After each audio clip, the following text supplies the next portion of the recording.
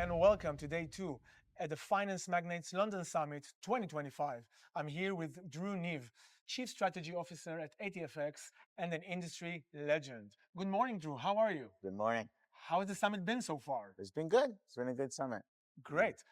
That's enough as a testimonial. Now, let's jump straight to it. We have a lot to unpack. First thing would be the prop/funded accounts craze. We are set for a debate about it later today under the topic, under the motion. Is prop trading good for the industry? And your answer is a decisive yes. Yes, it is. Can you elaborate why? I think, there's a number of reasons, and I think one of the biggest and most important for I think everybody at the expo is that it expands the client base, right? It is there's lots of complaints, and we can get into the problems with prop, and there is lots of problems with prop, and I've been very public about them. But overall, the value proposition to the client, okay, is such that this has attracted uh, a large number of users who never considered, FX and CFD trading before. And I think this is, a huge portion of reaching, expanding the industry, right? And this is a very fragmented industry, super competitive. And one of the things that benefits everyone is if the user base expands, right? And the user base here, we think of it as fairly large, but actually is a tiny fraction of the financial markets user base, right? And if you look at prop, which really just came to its own the last few years, the web traffic in it, the excitement, of it has drawn users that are far bigger than the FXCFD universe. But are In a these the very users small. that, sorry, but are these the Mhm. users that brokers really want and need? I've been hearing a lot. Yesterday, someone said something interesting that in the prop trading, it's not about lifetime value, but about death time value. So are these high churn users are here for the long haul? So first of all, for those who don't understand, this is a high churn client base for the FX and CFD space anyway.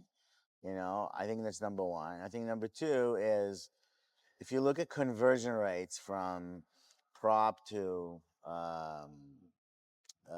brokerage, right? So take a lead that came in, became a funded trader, will he open a brokerage account?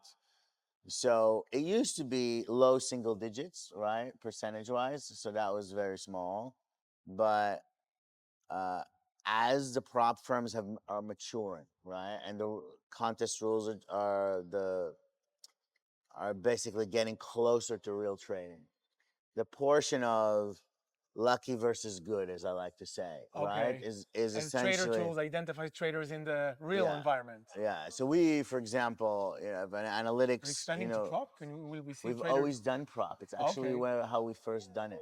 Okay, really? Yeah. So That's new to me. so we entered the space where analytics wise was to go for prop firms.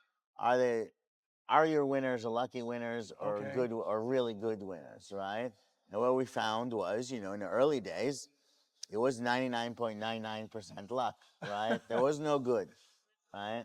And Someone was the smart one. You say, "Oh, you're the one. You're the yeah, one that's yeah, smart." yeah. Okay. And so that was very rare, very rare, right? But now it's getting a little bit better. And obviously, we put the thing with brokers, where brokers, there is, even with brokers, most of the winners are luck too, right? But the percentages are more real, And what right? are you attributing this shift to? Better education, wipeout of the high churn prop firms themselves? I mean, we see between 100 to 200 shops wiping out within a year. Yeah, so if you think about prop, the biggest problem with it, right? It is a mathematically unsound business model where the value Sounds a promising proposition, start.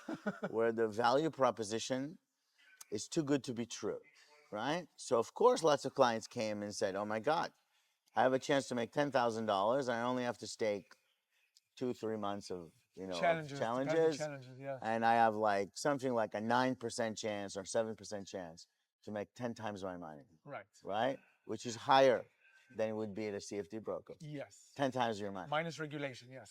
Not even regulation aside, right? It is just mathematically more likely Oh, yes. than it is would be to get your account to be 10 times its size in your own in your position own and so on. positions, right? Yes. So the reality of taking out the downside for people and limiting it to just the challenge fees, I mean, it's been super attractive. So obviously, lots of people came in, but the problem was that initially the qualifying rules of you won and you qualify for a quote unquote real account. Those rules were too loose, right? And people essentially won by luck. They're still too loose, but they're getting tighter. The leverage restrictions are getting more. So people are saying, no, we actually want better traders. We're not there yet, right? But people in the room forget. Like I started in this industry in 1998, okay, and I started FXCM in middle of 1999.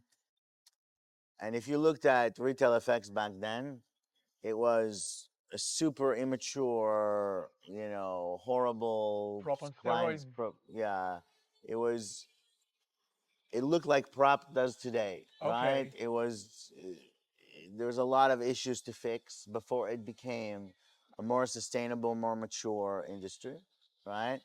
And it took a few years for that to happen, but I think it happened, right? And today you have, value propositions that like on some of the panels yesterday, right, that are better for clients than they would be in other markets. So I think that prop is going to go through this evolution. But if you look at the same thing, what retail FX did 20 years ago, 25 years ago, was bring people into a market, right? This is the same thing. It's going to expand the market by a lot, Okay. okay?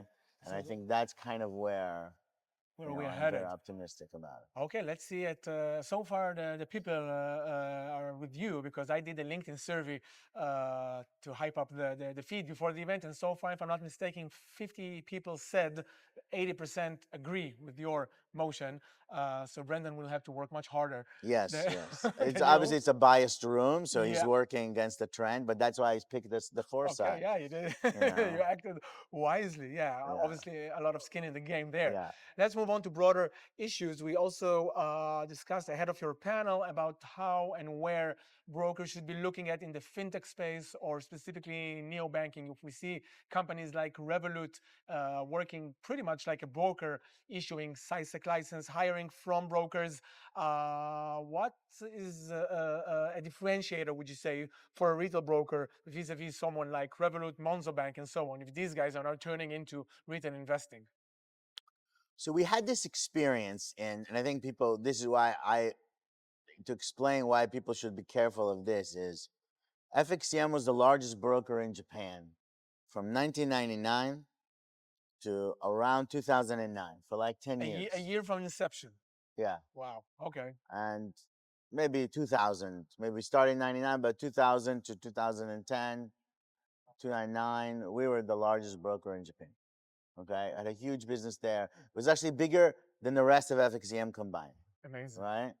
And what happened around those years is that the large, um, essentially the Rakuten, which is like the Amazon of Japan, Yeah. GMO. So you look at all these internet giants, right, who had an endless amount of inventory, Yeah. right, from online advertising, like all of the stuff that they do, And a user right, base. and therefore they had a user base and a massive brand, and their cost of acquisition was tiny, right, and they had to essentially say, oh, if you open an account with us, like Rakuten is a good example. You get like the equivalent of the Amazon Prime membership. You get Right. the thing. You get all of these things. So clearly, those people, right? Their advantage was they could spend, and some people spent the equivalent of $20 million a month of an ad budget, which almost nobody here has, Yeah. right? In one country, Amazing. right? And you couldn't. There's no way to compete against it, right? And today Japan has gone from hundreds of brokers to 10, Yeah. right? With 5 being incredibly dominant and some of the biggest in the world, right? And this is like regulatory published volumes. So the volumes are really, really Yeah. proven, right? And not like some made up thing. And I think that that's something where they have that is what Revolut Yeah, will do. and Binance or anybody like that could do, right? Be a neobank, crypto exchange. Yeah, If you have tens of millions, even hundreds of millions of customers, right? right. You already have what everybody. If you look at most brokers, we spend over 50% of all our money, right, on getting clients by IBs, advertising, et cetera, right? And these guys basically did that already.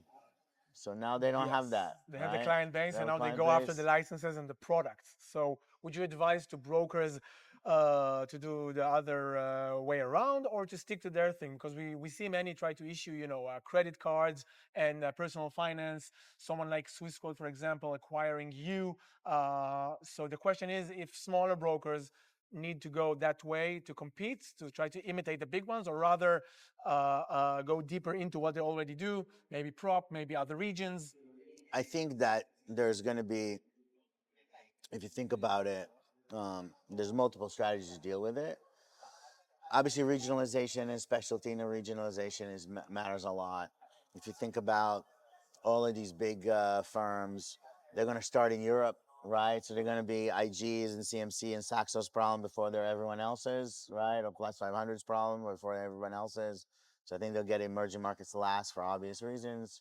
So I think that's one element of it. I think there is an element where so it's obviously regionalization matters, but there's also I think brokers for other reasons have to go to multiple assets because to balance their risk, to make a one of the things that these firms have as an advantage is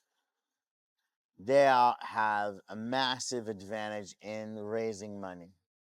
And most FX and CFD brokers are self-funded. They make some money, they keep it. They don't need external investors. But at Until the the IPO. right until an IPO, but until really when you have to compete on a much grander scale and you're going to need a much larger scale, these firms have the advantages that when they're not profitable, they can easily raise money and large sums of Right, money, in right? bulk. In bulk because they do not have the earnings volatility of a B-book pure shop, right? Which essentially makes those shops almost uninvestable. There's rare.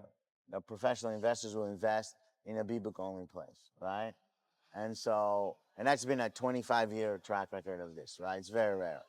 And I think that other industries don't have those problems. And once, you bring, and again, we saw this in Japan, FXM saw this in Japan, but you're going to see this now. I think Japan is an example of what's going to happen here, right? Is I think people have to diversify, have to be multi-asset, I think the convergence between stock trading, neobanking, FX trading, all of that is very important, and I think the reason that it attracts those places to come here is the reason why it should attract FX firms to go that way too, right? Right. And can everybody do it? No, most brokers won't have Stomach. the stomach, Yeah. the even the mentality to go and say, hey, I don't have to make so much money on this user today because 1 out of 10 of these users will be a high, Yeah. paying user, but 9 out of 10 will be a very low yield, vanilla equities or neobank customer is going to be a very, a bit, and brokers can't think that way. Their cost of acquisition assumes a very high yield, right? So I think there's a lot of changes that brokers have to make for this, but I think to survive, if you look at winners 10 years from today, some will be the people who made the transition to go there. Some will be regional special, some different brokers are going to have to make their own assessments, but there is going to be, as we become a bigger industry and the amount of money made in this industry becomes larger as a total pie, jealous eyes, who have low yielding accounts and dormant accounts Yeah. by in numbers that we can't even comprehend, right? Okay, we'll start. We'll start to say, hey, let's go here. And like I said, on a panel yesterday, if people want to see a recent example, Kraken, who has, you know, an ungodly amount of accounts, most of which yield very little, right? Right. Because they're just buy and hold Right. investors, right? went and bought earlier this year Ninja Trader, right? Which is a futures broker Yeah. primarily, right? But it is what was the play. The play was to take some of its, dormant money, which has enormous sums and massive user base, and turn into into some portion of it to a higher yielding strategy, right? Yeah. It, if this was not an American company, the first acquisition would have been one of the top 10 brokers in our space, right? Obviously, there's an American company, New Futures, want the regulatory certainty Yeah. post Trump, right? So Futures gives Yeah. them that. It's an American play, right? Which they're mostly based in. But that's just an example. There are, OKX and Binance and all the Right. people who are not Americans. There's going to be, other people that will come in. There's already even American firms like Coinbase laying the groundwork for European invasion. And I think that that's something that I think firms have to be ready because it's also emerging markets are now far richer than they used to be. So they used to be a forgotten, from a financial services perspective, most firms 15 years ago could care less about emerging markets, Right. right? There was the people who weren't regulated, who couldn't really compete anywhere else. They went there and it wasn't worth it for people. Like when I was at FXC, it just wasn't worth it. To We had localize and to China. yeah. We had China and some big ones where that was a huge piece of our market, but outside of China, outside of GCC countries, Yeah. it wasn't worth it, right? Whereas now, places that weren't worth it 10 years ago, Vietnam, Southeast Asia, all of these places are becoming the hottest markets. Africa, who would have thought 15 years ago Africa would be a hot market? Yeah. Who would have thought, outside of South Africa, which always was, but the other countries were definitely not, right? Who would have thought that sort of the non-GCC Middle East would be a hot Oh, market, Jordan. right? Jordan, all these ATFX's second places. largest office, if I'm not mistaken. So that 15 years ago, you'd call me crazy. It never would have happened, right? Right. Today, it's a real place with real income, with real, wealth, and therefore, Yeah. I think that's something that Latin America, everywhere, right? Is so. I think also the competition is aware. Like we're not the only ones who know this, right? Yeah. And so, those are published numbers. And so I think eventually, and the FXCFD industry, again, because it's so big, you bought one of the big financial supermarkets, they'll buy one broker and they'll see where all these guys are making money. They'll be like, okay, let's not limit the invasion to just Europe, and the barbarians will come At the everywhere, gates. Okay. And I think that's something that it's not happening tomorrow, but I think it's happening sooner than most people think, right? Yeah. And when it comes, if You we need do to be the ready. Japanese example, we were the largest broker in 2009 and non-existent market share wise by 2013. Okay, so watch out from Yeah, the big tech. yeah. To wrap up, because really we could have do this all day. Have you heard anything surprising or counterintuitive at a panel that you participated in yesterday? You were in FX All Stars All Star panel with Hugh Whalen from SGX, Andrew Rullich, like a mixture of retail, top tier retail and institutional providers. Uh, Anything after all these years that you heard there that was not that was new to you in any way? No is an applicable No, applicable answer. I think that is, it's not per se new. And I think most people are in this industry. We don't hear like brand new insight we didn't know. It's really just a validation or emphasis because we have billions of pieces of information Yeah. and what we pay attention to kind of. So what is your takeaway from So I think hearing these like guys? the takeaway, I think other people had where I was not of the opinion, given my experience, that the retail industry and the institutional business is converging, right? I think other people's experience is definitely different, Maybe you our next know, debate. and yeah, maybe, It should be. Okay. but I think that's something that would be a cool debate, Right.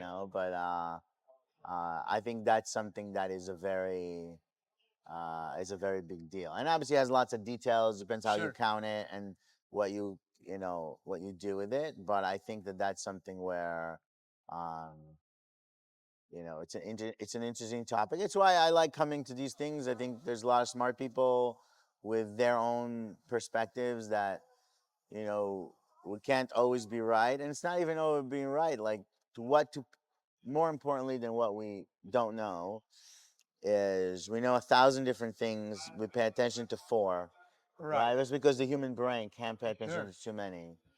And then you come here and you'll be like, oh, you know, other people have a different list of four, you Nice. know, and I So think that's validation and focus. focus, I think, is a big deal. Brilliant. So we sketched out the next debate. To wrap up, are you Yeah. positive that you're about to win this debate? Well, like I said, I rigged it, so you know I picked the side that is, Okay. you know, in favor because the participants Right. are in favor. So this is a rigged election, and I Too think bad we don't have it on prediction markets just yet yes, on yes. Kalshi, but you sound confident. Thank you so Yes. much, Drew Niv, for these Thank you. insights. Thank you. Absolutely. Pleasure.